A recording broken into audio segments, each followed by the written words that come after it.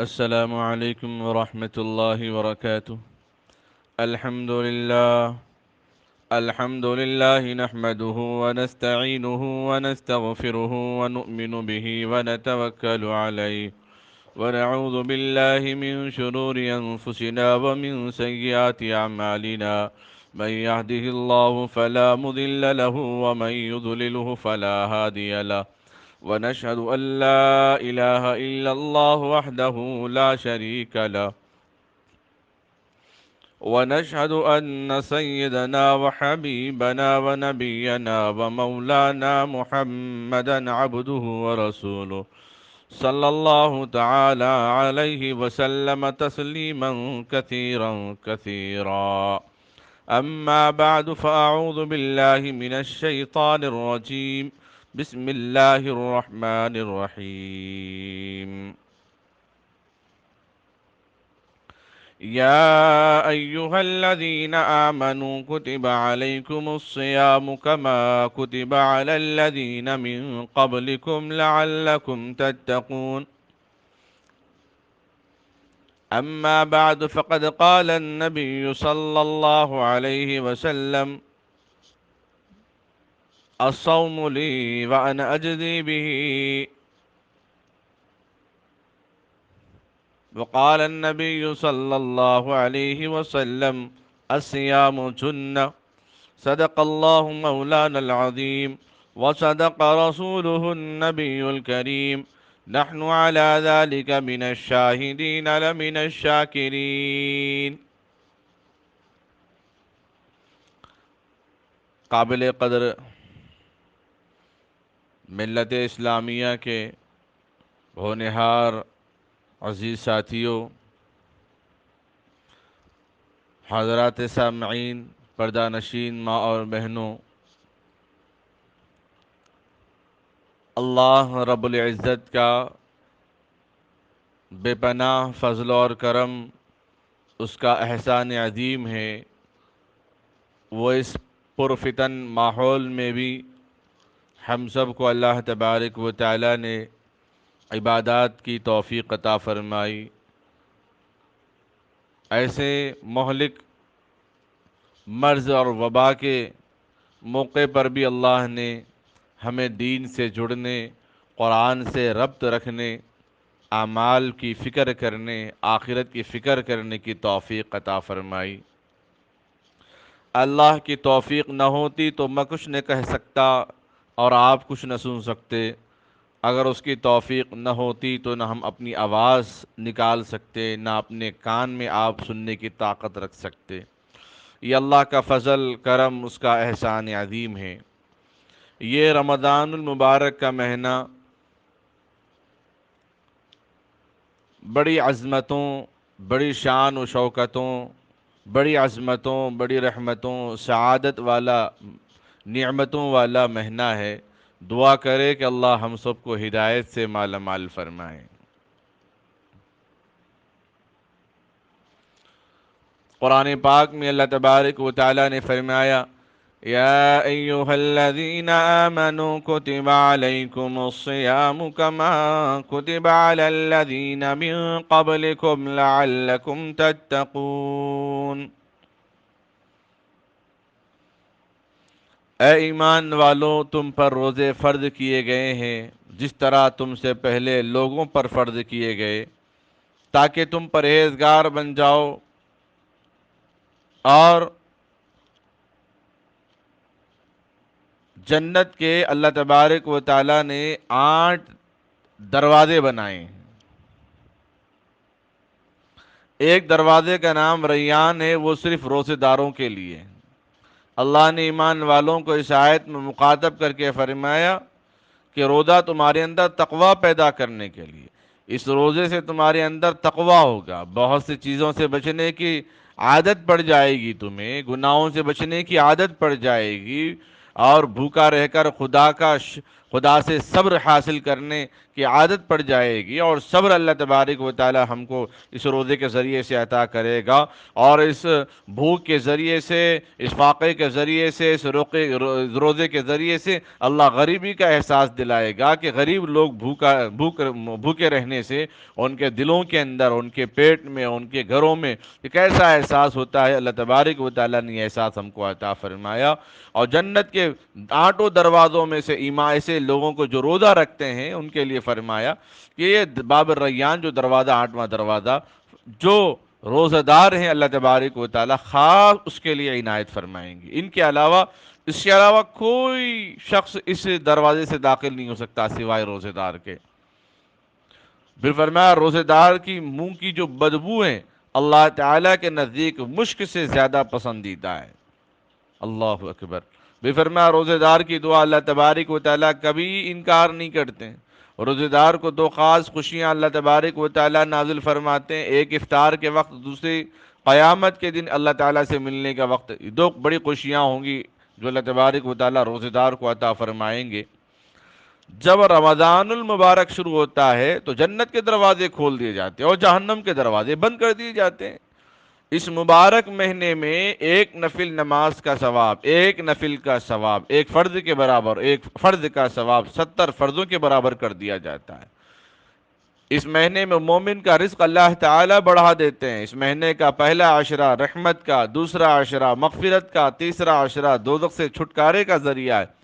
تمام آسمانی کتابیں اسی ماہ میں اللہ تبارک و تعالیٰ نے نازل فرمائی ہیں۔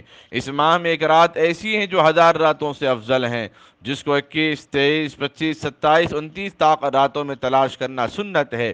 اس کی تلاش میں رمضان کے آخری عشرے میں اعتکاف کرنا سنت ہے۔ یہ چند ضروری باتیں رمضان المبارک کے احکام اور اس کے فضائل بھی انشاءاللہ میں آپ کو بتاؤں گا۔ اس ماہ میں اللہ تبارک و تعالیٰ نے ہر مسلمان مرد اور عورت پر، بالغ مرد پر، عاقل پر، عقل رکھنے والے پر روزوں کو فرض فرمایا۔ فَمَنْ كَانَ مِنْكُمْ مَرِيضًا أَوْ عَلَى سَفَرٍ فَعِدَّةٌ مِّنْ أَيَّامٍ أُخَرَ۔ اگر کوئی بیمار ہے، روزہ رکھ نہیں سکتا، تو بعد میں صحت یاب ہونے کے بعد روزہ رکھ لے۔ اگر کوئی مسافر ہے تو وہ سفر کے دوران روزہ نہ رکھے، اس کو صعوبت ہوگی، تکلیفیں ہوں گی، پریشانی ہوں گی، دقت ہوں گی، مشکل ہوگی، اللہ یہ نہیں چاہتے، اس لیے اس کو بھی سہولت دی گئی ہے۔ اگر کوئی روزہ رکھ نہیں سکتا، بیمار اتنا ہے، بوڑھا ہو گیا ہے، تو پھر وہ اپنے روزے کا بدلہ عطا کرے۔ جو بالکل ہمیشہ روزہ نہیں رکھ سکتا، صاحب استطاعت ہے، وہ اپنا فدیہ ادا کرے۔ 2 وقت کھانے کے حساب سے ایک مہینے کا کیا قیمت بنتی، کیا راشن بنتا ہے، وہ غریبوں میں تقسیم کریں، رشتہ داروں میں دیکھیں، محلے میں دیکھیں، پڑوس میں دیکھیں۔ رمضان المبارک میں چند خاص عبادتیں مجھے اور آپ سب کو کرنا ہے، کچھ خاص عبادتیں۔ سب سے پہلا کام روزہ رکھنا ہے، اور چاند دیکھتے ہی ہم کو تراویح پڑھنے کا اہتمام کرنا ہے، روزہ رکھنا ہے، اور اس میں سحری کا اہتمام کرنا۔ رات دیر گئے کھانے کے بعد یہ نہ سمجھیں کہ سحری میں اب کچھ نہیں کھایا جائے گا، کم سے کم 2 کھجور یا 2 گھونٹ پانی ہی صحیح، چونکہ سحری میں اللہ تعالیٰ نے رحمت رکھی ہے، برکت رکھی ہے، سنت ہے سحری کھانا۔ اللہ کے نبی علیہ السلام پسند نہیں فرماتے، اللہ پسند نہیں کرتا کوئی اپنی جان کو، اپنے مال کو، اپنے جان کے خطرے میں ڈال لے۔ افطار کا اہتمام، اس میں دعاؤں کا خاص اہتمام، تراویح کا اہتمام کرنا ہے، قرآن پاک کی تلاوت کرنا ہے، اذکار دعائیں کثرت سے کرنا ہے، اعتکاف کا اہتمام کرنا ہے، اپنے گھروں میں اعتکاف کر لیں۔ عید الفطر کی ادائیگی بات کے موقع پر وہ تو اپنی جگہ ہیں، شب قدر کی تلاش آپ کو کرنا ہے، زکوٰۃ کا اہتمام کرنا ہے، صدقات آپ کو دینا ہے، صدقہ فطر آپ کو ادا کرنا ہے۔ بالآخر میں اللہ تبارک و تعالیٰ نے نعمت دی ہے، عید الفطر کی ادائیگی کرنا ہے، شوال کے 6 روزے رکھنا ہے۔ سب سے پہلی بات تو روزے کے بارے میں تو مختصر بات میں آپ کو بتا دیا، سحری کے بارے میں بتا دیا، افطار کا موقع یہ اللہ تبارک و تعالیٰ خوشی کا موقع ہے، یہی وہ خوشی ہے جو اللہ تعالیٰ سے ملاقات کرنے کے وقت میں خوشی میسر ہوتی ہے۔ اسی لیے افطار کی کچھ ضرورتیں، حاجتیں ہوں تو محکمہ پولیس والوں نے بھی یہ کہہ دیا کہ فجر کی نماز کے بعد صبح صبح اپنے ساز سامان افطار کی تیاری جو بھی کرنا ہے صبح کر لیں، شام میں تو لاک ڈاؤن رہے گا، وہ تو مستقل ہے ہی لیکن تھوڑی چھوٹ صبح کے اوقات کے لیے ہیں، تو افطار کی تیاری پہلے ہی کر لیں۔ افطار کے موقع پر اللہ سے ملاقات کرنے کا اللہ سے ملاقات کرنے پر جو خوشی میسر ہوتی ہے افطار کے بعد بھی وہی خوشی ہوتی ہے افطار سے پہلے، اس لیے دعاؤں کا خاص اہتمام کریں۔ مزدوری ملنے کا وقت ہوتا ہے، تراویح کا اہتمام کریں، اللہ کے نبی علیہ السلام نے اہتمام فرمایا، صحابہ نے اہتمام فرمایا ہے، بہترین موقع ہے اپنی وقت کو اپنی عبادات میں صرف کرنے کا۔ قرآن پاک کی تلاوت کریں، مکمل قرآن کریم رمضان میں ختم کرنا سنت ہے، ایک قرآن کم سے کم پڑھنا ہے۔ تراویح کا اہتمام اپنے اپنے گھروں میں کریں، مساجد میں اہتمام نہ کریں۔ بہت سارے لوگ یہ سوال کرتے ہیں کہ بھئی تراویح کیا مسجد کے اسپیکر سے یا بھی لائیو حرم شریف میں جو تراویح ہو رہی ہے اس کی آواز کو ہم سامنے رکھ کر فون میں ہم تراویح پڑھ سکتے ہیں؟ بالکل نہیں پڑھ سکتے ہیں۔ اور بہت سے لوگ جو ہے اپنے تراویح معصوم بچوں سے پڑھنا چاہتے ہیں، کم سے کم ان کی عمر جو 12 سال ہو ان کے پیچھے ہم تراویح پڑھ سکتے ہیں۔ 12 سال سے کم عمر والوں کے جس کی عمر چھوٹی ہیں وہ تراویح نہیں پڑھ سکتے ہیں۔ جتنے آپ کو سورہ یاد ہیں ان صورتوں میں آپ تراویح کا اہتمام کریں۔ اگر کسی کو 2 ہی صورتیں یاد ہیں، اس سے آپ اندازہ لگائیے کہ کتنی آسانی ہے آپ کے لیے۔ اگر کسی کو قل اعوذ برب الناس، قل اعوذ برب الفلق یاد ہے تو پہلی رکعت میں قل اعوذ برب الفلق پڑھائے گا، دوسری رکعت میں قل اعوذ برب الناس پڑھے گا، پھر اس کے بعد پہلی رکعت میں قل اعوذ برب الفلق پڑھائے گا، پھر دوسری رکعت میں قل اعوذ برب الناس پڑھائے گا، یہاں تک کہ 20 رکعت ایسی ہو جائیں گی، لیکن تراویح ہو جائے گی، کوئی کمی نہیں ہے۔ ہاں جتنے صورتیں یاد ہیں ترتیب کے حساب سے آپ پڑھیے۔ پہلا پارے میں ایک رکوع یاد ہے، دوسرے پارے میں ایک رکوع یاد ہے، تیسرے پارے میں ایک رکوع اگر آپ کو یاد ہے، کچھ آیتیں یاد ہیں تو پہلی رکعت میں پہلا پارہ پڑھنے کے بعد دوسری رکعت میں دوسرا پارہ، پہلی رکعت میں تیسرا پارہ پڑھ کے بھی پیچھے آپ کو نہیں جانا ہے، تا ترتیب قائم رکھنے سے بہتر ہے۔ بہرحال جتنے سوریں آپ کو یاد ہیں آپ اپنے علماء سے، اہل علم سے رابطہ کریں، ان صورتوں کی لسٹ بنائیں، لکھیں مجھے کہ مول صاحب آپ کوئی خواتین رابطہ کرنا چاہتے ہیں معلمات سے تو کہیں کہ یہ صورتیں ہم کو یاد ہے، اس کی شکل کیا ہے تراویح پڑھنے کی، ان سے معلوم کریں، انشاءاللہ آپ کو شکل معلوم ہو جائے گی۔ اپنے اپنے مقامی علماء سے آپ رابطہ کیجیے۔ قرآن پاک کی تلاوت جتنے سورہ یاد ہے تراویح میں پڑھنا ہے، 5 نمازوں کے بعد یا صبح اور شام کے اوقات میں اس کو اپنا معمول بنانا، قرآن پاک کی تلاوت کرنا، چونکہ قرآن پاک اس رمضان میں اللہ تبارک و تعالیٰ نے نازل فرمایا شہر رمضان الذی انزل فیہ القرآن، ہم نے اس قرآن کو اس مبارک مہینے میں نازل فرمایا ہے۔ جی ہاں، اذکار کی کثرت کرنا ہے، دعاؤں کا اہتمام کرنا ہے، امت کے لیے دعائیں کرنا ہے، عالم کے لیے دعائیں کرنا ہے، اپنے رشتہ داروں کے لیے دعائیں کرنا ہے، اہل و عیال کے لیے دعا کرنا ہے، اس ماہ میں شب قدر کی تلاش کرنا ہے، اور زکوٰۃ تو ہر وقت ادا کرنا ہے جب سال ہو جائے، لیکن اس مہینے میں خاص اہتمام کرنا ہے، صدقات کا بھی اہتمام کرنا ہے، صدقہ فطر کا بھی آپ کو اہتمام کرنا ہے۔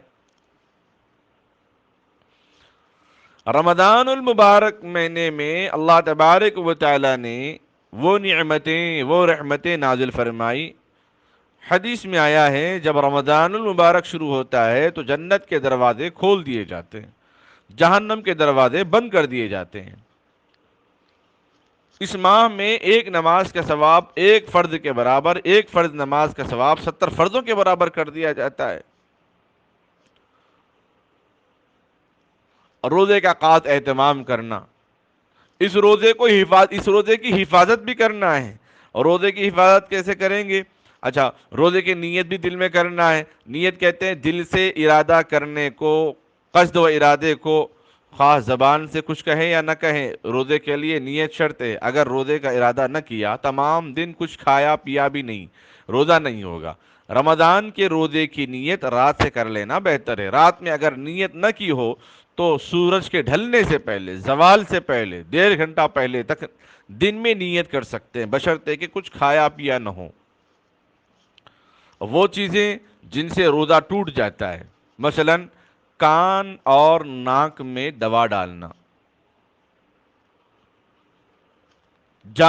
نمبر 2 جان بوجھ کر اپنے اختیار سے منہ بھر کے قے کرنا، تھوڑی سی قے ہونے سے روزہ نہیں ٹوٹتا، جان بوجھ کر منہ بھر کے قے کر دیا تو روزہ ٹوٹ گیا۔ کلی کرتے وقت حلق میں پانی چلا جانا، اس لیے غرغرہ کرتے وقت ذرا احتیاط کرنا چاہیے، تو کلی کرتے وقت پانی کے اندر نہ جائیں، کہیں روزہ ٹوٹ جائے گا۔ پھر عورت یا کسی مرد کو چھونے وغیرہ سے انزال ہو جاتا ہے، ان سے بھی روزہ ٹوٹ جاتا ہے۔ کوئی ایسی چیز نگل جانا جو عادتاً کھائی نہیں جاتی، جیسے لکڑی، لوہا، کچے گیہوں کا دانہ، چنے کا کچا دانہ وغیرہ، اس سے اگر یہ کھا لیے تو اس سے بھی روزہ ٹوٹ جاتا ہے۔ لوبان یعود وغیرہ کا دھواں قصدن ناک میں یا حلق میں پہنچانا، یا بیڑی ہے، سگریٹ ہے، حقہ پی لیا، جان بوجھ کر کسی اڑتے دھواں کو اپنے اندر لے لیا سانس سے کھینچ کر، اس سے بھی روزہ ٹوٹ جاتا ہے۔ بھول کر کچھ کھا لیا، پی لیا، بے خیال آیا اب تو روزہ ٹوٹ گیا، پھر جان بوجھ کر پھر کھا لیا تو روزہ ٹوٹ گیا۔ بھول کر کھا لیا تو روزہ نہیں ٹوٹتا تھا، لیکن یہ سمجھا کہ ارے میں بھول کے کھا لیا، یہ سمجھ کر اس کے بعد پھر دوبارہ ایک گھونٹ پانی یا ایک نوالا کھانا، ایک لقمہ کھانا لے لیا تو اس سے روزہ ٹوٹ جاتا ہے۔ رات سمجھ کر صبح صادق کے بعد سحری کھا لی،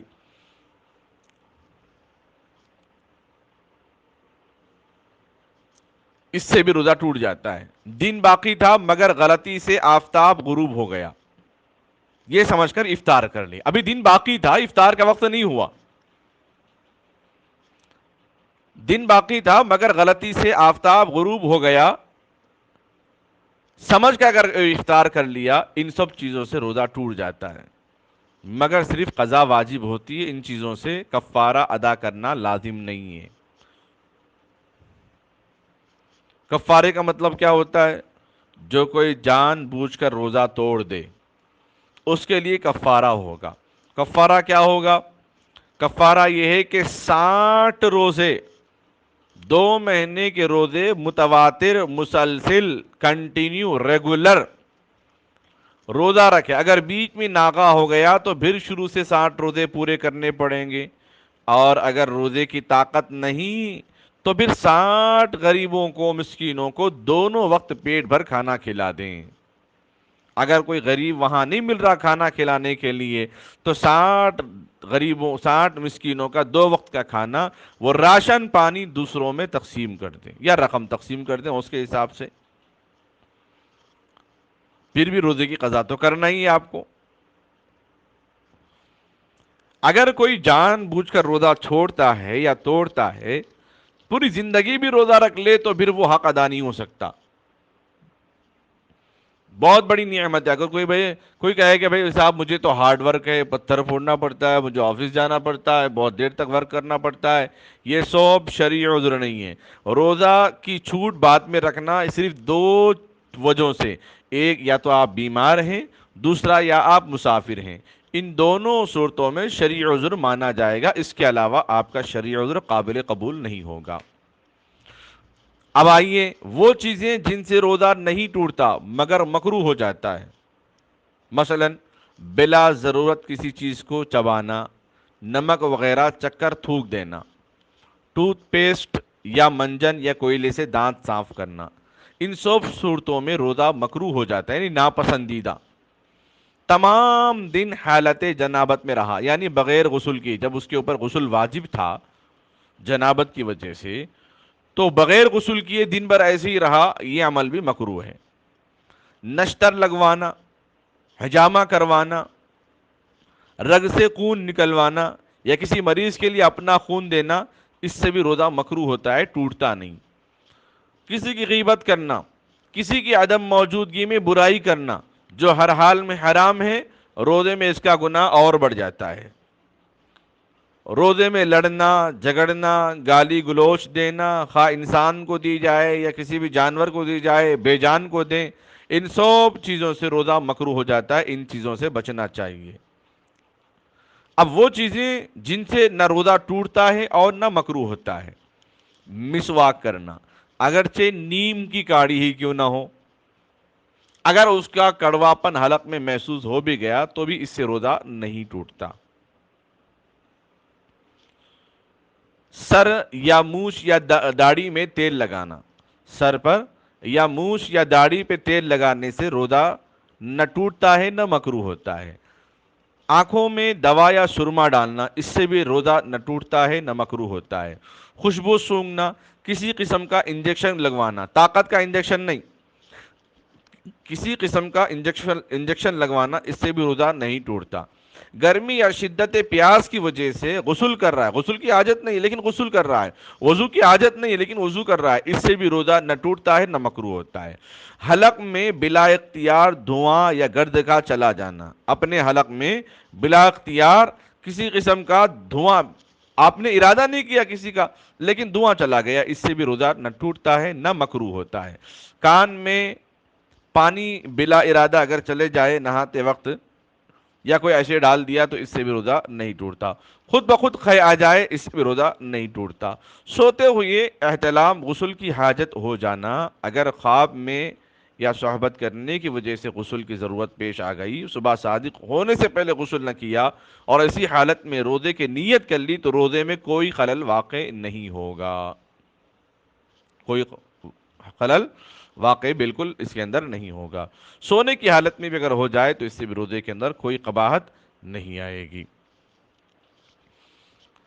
تو یہ چیزیں آپ حضرات کے سامنے آئی ہیں، ان چیزوں کو آپ نوٹ کر لیں، جن سے روزہ ٹوٹتا ہے، جن سے روزہ مکروہ ہوتا ہے، جن سے روزہ نہ ٹوٹتا ہے اور نہ مکروہ ہوتا ہے۔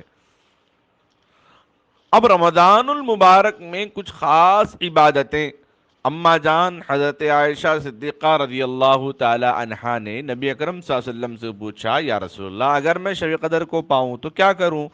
آپ صلی اللہ علیہ وسلم نے یہ دعا بتائی، اللہم انک عفو تحب العفو فاعف عنا یا کریم، یہی دعا اصل ہے۔ پورے رمضان میں خاص اعمال جو اللہ کے نبی صلی اللہ علیہ وسلم نے توجہ دلوائے ہیں وہ قرآن پاک کی تلاوت پر، دعاؤں کے اہتمام پر، سحری کے کھانے پر، افطار کے کرنے پر، تراویح کے پڑھنے پر، شب قدر کی تلاش کرنے پر، یہی اصل عبادتیں ہیں۔ اس لیے عربی جو دعائیں ہیں آپ ان دعاؤں کو پڑھ سکتے ہیں، مثلا کثرت سے رمضان میں چلتے پھرتے یا بیٹھے اڑتے پڑھنا ہے، لا الہ الا اللہ محمد رسول اللہ استغفر اللہ، یہ پڑھیں۔ اسألک الجنت واعوذ بک من النار، یہ بھی الگ سے پڑھ لیں۔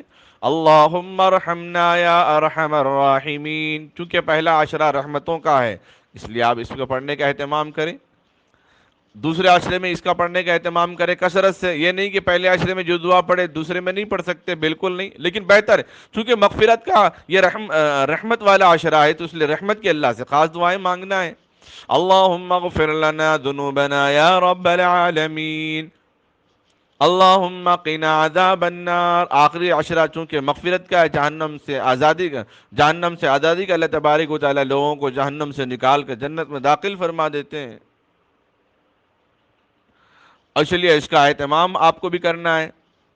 دوزخ سے چھٹکارے کا ذریعہ ہے تیسرا عشرہ، اللہم قنا عذاب النار وادخلنا الجنت مع الابرار یا عزیز یا غفار، یا کثرت سے یہ دعا پڑھے جو بخاری شریف کے آخری حدیث کی اس پر اختتام ہے، سبحان اللہ وبحمدہ سبحان اللہ العظیم، لا الہ الا اللہ محمد رسول اللہ کے بعد تسبیحات میں کوئی مقدس عظمت والی اگر تسبیحات ہیں تو وہ یہی ہیں، سبحان اللہ وبحمدہ سبحان اللہ العظیم۔ درود شریف کثرت سے پڑھے جو ہم نماز میں پڑھتے ہیں، اللہم صلی علی محمد وعلی آل محمد کما صلیت علی ابراہیم وعلی آل ابراہیم انک حمید مجید، اللہم بارک علی محمد وعلی آل محمد کما بارکت علی ابراہیم وعلی آل ابراہیم انک حمید مجید۔ سحری کے وقت بھی آپ یہ دعا پڑھ سکتے ہیں، یا واسع الفضل و یا واسع المغفرت اغفر لنا۔ افطار کا موقع آ جائے تو اس وقت دعاؤں کا اہتمام کر لے، خاص اگر کوئی اعتکاف میں بیٹھنا چاہتا ہے دعا پڑھ لے، ایک دن 10 دن کا اعتکاف سنت ہے، اس سے کم کا اعتکاف نفل میں شامل ہو جاتا ہے، ایک دن کا اعتکاف بھی آپ بیٹھ سکتے ہیں۔ بسم اللہ، اعتکاف میں بیٹھے وقت نیت اعتکاف کی دعا کرے، دعا یاد نہ ہو تو اعتکاف کی نیت کر لیں، بس یہ اس کے لیے کافی ہے۔ بسم اللہ دخلت علیہ توکلت ونویت سنت الاعتکاف،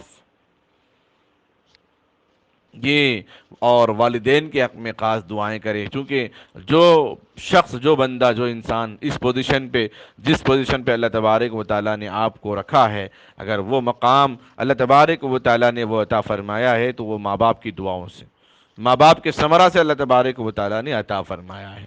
کیا دعا کرنا ہے والدین کے لیے؟ رب ارحمہما کما ربیانی صغیرا، رب ارحمہما کما ربیانی صغیرا۔ اگر کسی کی اولاد کو نیک بنانا ہے یا جس کی اولاد نہیں، وہ دعا کریں رب ہب لی من الصالحین۔ یہ زکریا علیہ السلام نے بھی دعا مانگی، ابراہیم علیہ السلام نے بھی اللہ سے دعا مانگی، اللہ نے اولاد عطا فرمائی ہے۔ پھر اگر وسوسے آتے ہوں نماز میں، تلاوت میں، عبادات میں، دیگر معمولات میں، هو الاول والآخر والظاہر والباطن وهو بكل شيء علیم، ان دعاؤں کا اہتمام کریں، کثرت سے پڑھیں۔ اور زکوٰۃ کے چند مختصر ضروری مسائل میں آپ کو بتاؤں، جیسے زکوٰۃ کس پہ فرض ہے، جیسے ضروریات زندگی ہیں، جیسے رہنے کا مکان، استعمال کے کپڑے، برتن، سواریاں وغیرہ پر زکوٰۃ واجب نہیں ہے، اس کو ذہن میں رکھ لیجیے۔ فریج ہے، گاڑیاں ہیں استعمال کرنے والی، اس پر زکوٰۃ واجب نہیں ہے۔ ضروریات زندگی کے علاوہ اگر کسی کے پاس 7.5 تولہ سونا یا 52.5 تولہ چاندی یا ان دونوں کو ملا کر کسی ایک کی قیمت یا پیسوں کو ملا کر اگر ہو رہی ہے تو اس پر زکوٰۃ واجب ہے۔ 2.5% کے حساب سے زکوٰۃ ادا کی جائے گی، مثلا 100 روپے میں سے 2.5 روپے، 1000 روپے میں سے 25 روپے، 1 لاکھ میں سے 2500 روپے آپ کو نکالنا ہے۔ مال کے ہر حصے پر سال کا گزرنا ضروری نہیں۔ کسی کے حساب کی تاریخ یکم رمضان ہو، وہ سال بھر صاحب نصاب رہا، یکم رمضان سے ایک دن قبل بھی اگر اس کے پاس اور سونا چاندی یا پیسے تجارت کے آئے ہوں تو اس کی بھی زکوٰۃ دینی ہوگی، اگرچہ اس پر ایک ہی دن گزرا ہو۔ اس طرح نصاب کے اوپر جو مال ہے صرف اسی کی نہیں بلکہ سارے مال کی زکوٰۃ دینا ہوگا۔ جیسے کسی کے پاس 10 تولہ سونا ہو، 7.5 تولے کے اوپر والے 2.5 تولے کی نہیں بلکہ سارے 10 تولے کی زکوٰۃ ادا کرنا ہے۔ زکوٰۃ کی تاریخ چاند کے مہینے کی جس تاریخ کو آدمی صاحب نصاب بنا ہے، اگلے سال اسی تاریخ کو اپنے سارے مال کا حساب کر کے زکوٰۃ نکالنا ہوگا۔ اگر کسی کو وہ تاریخ یاد نہ ہو تو اب کوئی چاند کی تاریخ متعین کر کے آئندہ اسی تاریخ کو حساب کر کے زکوٰۃ ادا کرے اور احتیاطاً کچھ زیادہ ادا کرے۔ اگر زکوٰۃ تو فرض ہے لیکن مال نہیں ہے تو بعد میں ادا کر لیں۔ صدقہ فطر اور اس کی مقدار کیا ہے؟ جس کسی کے پاس 52.5 تولہ چاندی ہو اور اس کے برابر مال ہو تو اس پر عید الفطر سے پہلے صدقہ فطر ادا کرنا واجب ہے۔ ہر بالغ و نابالغ پر صدقہ فطر واجب ہے۔ ہر آدمی پر 2 سیر گیہوں یا اس کی قیمت ادا کرنی واجب ہے۔ جو زکوٰۃ کے مستحق ہیں وہی صدقہ فطر کے مستحق ہوتے ہیں۔ اس لیے اور ان چیزوں میں اپنے مال کو، اپنے صدقات کو، اپنے زکوٰۃ کو دینے میں سب سے پہلے رشتہ داروں میں جو غریب لوگ ہیں ان تک پہنچانے کی کوشش کریں۔ غریبوں کو دیں گے تو ان کے لیے دوہرا ثواب ہے، اور دینی مدارس میں، دینی کاموں میں جہاں پر زکوٰۃ کے مستحقین ہیں وہاں پر دیں گے، وہاں پر بھی دوہرا ثواب ہے۔ رشتہ داروں میں دینے کا ڈبل ثواب اس لیے، ایک تو صدقہ آپ نے زکوٰۃ ادا کیا اس کا ثواب، ایک رشتہ داری کا حق ادا کرنے کا، اور مدارس میں دینی ضرورتوں میں دینے کا ثواب اس لیے ڈبل اس لیے ہے، ایک تو زکوٰۃ ادا کرنے کا، اور فی سبیل اللہ جہاں کام ہو رہا ہو اللہ کے لیے، یعنی دینی کام ہو رہا ہے، دین کی نسبت سے آپ نے جو خرچ کیا ہے اس پر اللہ تبارک و تعالیٰ آپ کو دوہرا اجر دیں گے۔ تو اپنے سب سے پہلے اپنے رشتہ داروں میں، محلے والوں میں، ضرورت مندوں میں اپنے مال کو پہنچانے کی حتی المقدور، حتی الامکان آپ کوشش کریں۔ اللہ تبارک و تعالیٰ سے دعا کریں، اللہ تعالیٰ ہم تمام امت مسلمہ کو کہنے سننے سے زیادہ عمل کرنے کی سعادت نصیب فرمائے۔ اس لاک ڈاؤن کے موقع پر بہت باتیں یہ سننے میں آ رہی ہیں کہ لوگ اپنی چھتوں پر نماز پڑھ رہے ہیں، یہ دین کے اندر انتشار پیدا ہونے کا ذریعہ بن جائے گا اور دوسروں کے درمیان ایک غلط میسج جائے گا اسی لیے اس دین کی شبیہ اس کی بگڑ جائے گی۔